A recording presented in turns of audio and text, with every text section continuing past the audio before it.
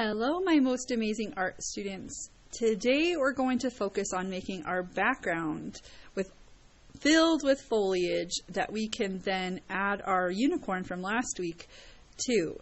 I want you to notice that there is this large tree here. We will be doing some grasses. I mean, you guys can do whatever you want for your background. I'm providing you with some idea sheets on the lesson that you can use.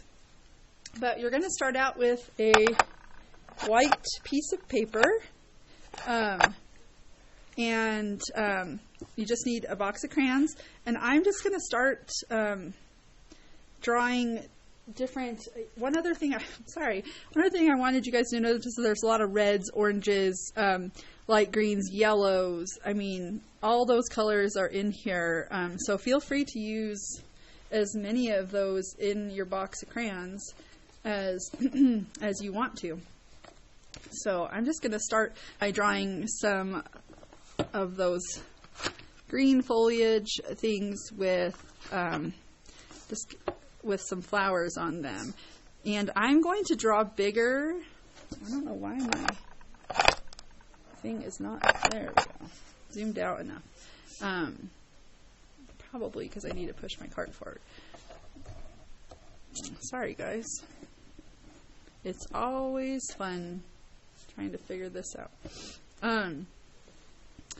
So I'm just going to use some of those idea sheets, and I'm going to draw bigger than what the tapestries. They're really small, and it will take so very long to do those leaves like that. So we're going to draw a lot bigger than that, okay?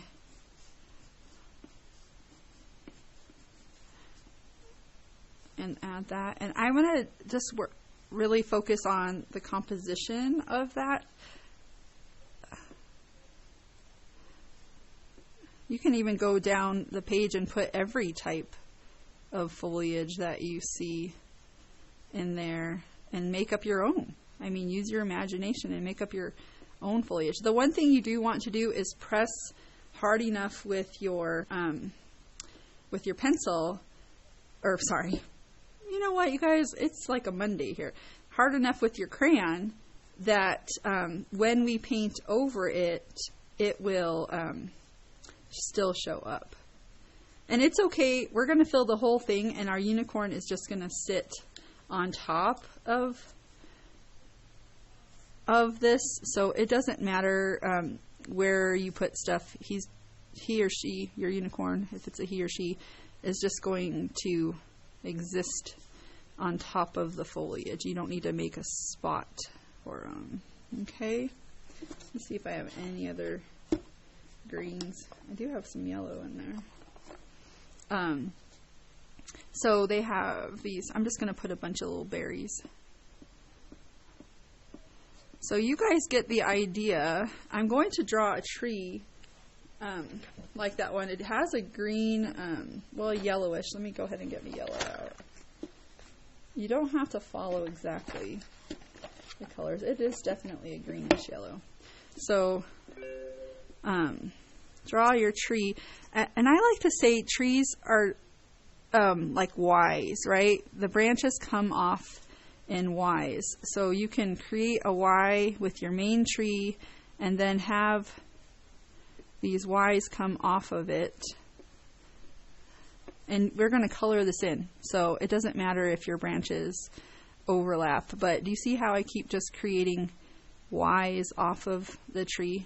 So now I'm going to color it in. And I might go ahead and add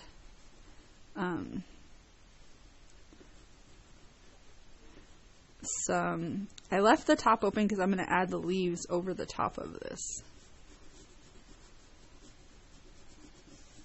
I like that there's these striated, that's not showing up, lines on the tree trunk that are horizontal. Add some details to it. And then we have these kind of like palm frond leaves. We'll see how this goes for me, you know, drawing this on the fly here. And there is fruit as well. So you can add some of that fruit on there. So I'm going to draw a line and then just add the fronds. I think we talked about the word. In kindergarten, I talked with them about how the word fronds is such an interesting word because we talk about palm fronds. Where do you think that word comes from? It's really, notice that I'm not really connecting these fronds to anything in particular. They're just kind of covering the branches. So you just make it up as you go along. Fill in the areas.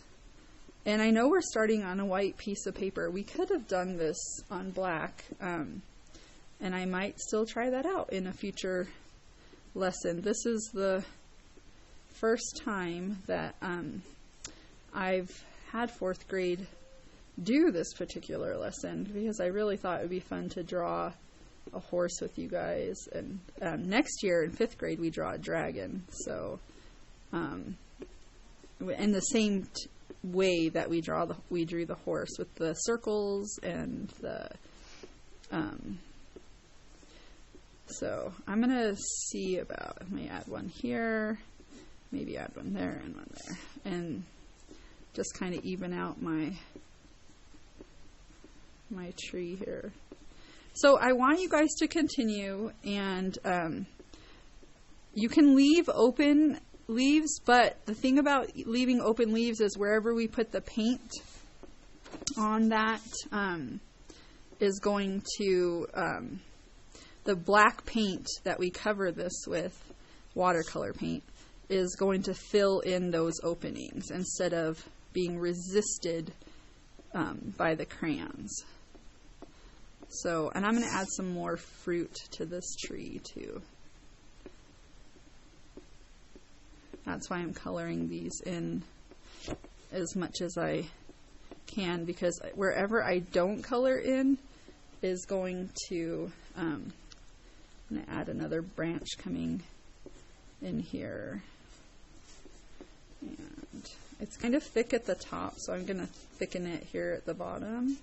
And I'm seeing that it's kind of sparse, which is kind of what the original one looks like, but I like things to be kind of more balanced. I imagine working on a tapestry is much harder than, well, a different kind of hard than doing a drawing, you know. So this one's not connected, and I'm going to go ahead and connect it, and then I'm going to use and make some more fruit on there.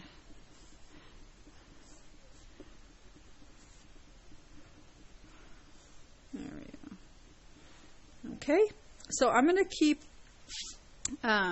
filling in my areas with different grasses, you name it, different ideas for stuff, and just cover up the whole entire page with it, and then we'll come back and we'll paint it.